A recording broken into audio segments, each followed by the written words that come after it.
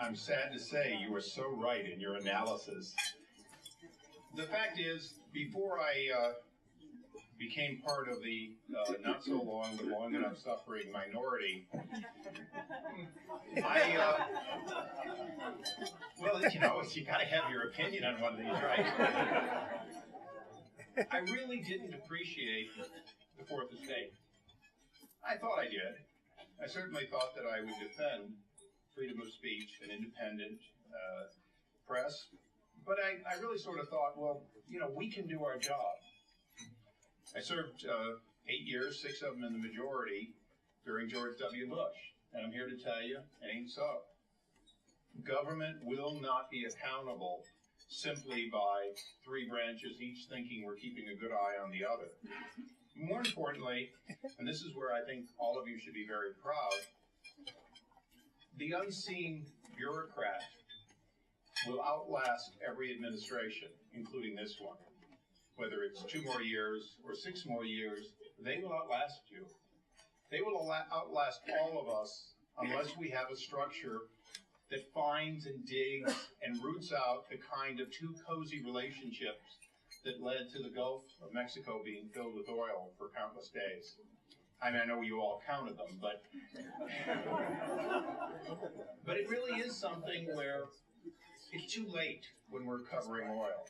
And as much as John Solomon and I enjoyed seeing the accuracy of our prediction that they didn't do the right thing in telling us how catastrophic it was, they didn't give us the right measures at the time, that's no substitute for the fact that MMS was a dysfunctional organization, shown to be dysfunctional by Congress, clearly reported in the press around the country, and yet no reform happened.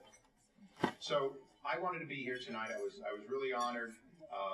Well, I was honored to come back here for 2 reasons. First of all, I get to address a group that probably wouldn't have wanted me if it didn't look like this could be a good year. You know, look, a man's got to know his limitations, as Clint Eastwood said.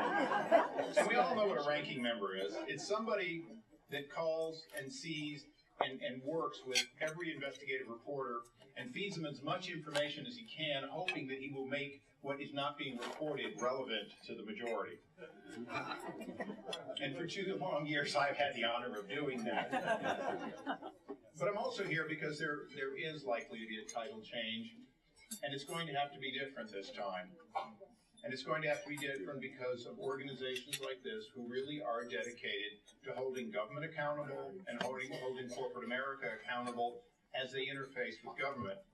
Earlier this evening, I was talking to a delightful couple of your supporters who remain nameless for Boston, and just want them to know who they are.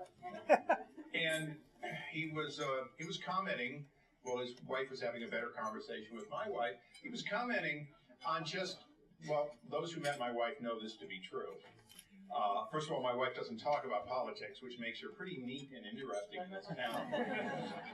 But he said, you know, I hate sleaze. That's why I'm involved in this organization. I really hate sleaze.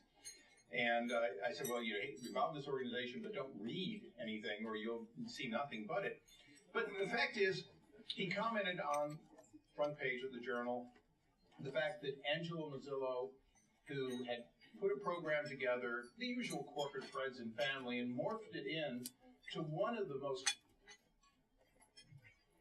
I want to be careful on my words, sleazy, I think is the word he would have used, type of a buy of corporate influence, whether it was the Postmaster General or almost every member we could count on Senator Bennett's staff, or over 100 people at Freddie and Fannie.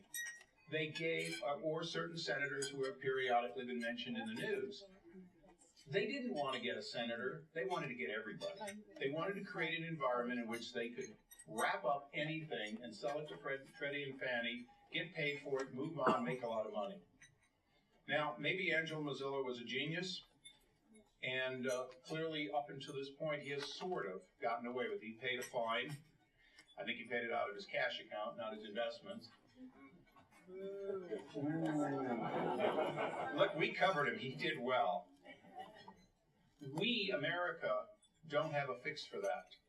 unless investigative reporters continue to find those examples. And then what I'm asking for tonight is we realize we've got to work together on the next step. The next step is connect the dots of investigative reporting with real outcome and reform. Now, I was very honored to go on a gazillion stations to talk about Joe Sestak and Romanoff being offered positions in the administration, paid or unpaid, in absolute violation of the law. Now, that would be interesting to a Republican, except for one thing. Former members of the Bush administration seem to come to the defense and say, well, yeah, but we did it too. Doesn't make it less illegal. It doesn't mean that all the work that you're doing is for no value to our democracy unless we hold government accountable to stop it in the future.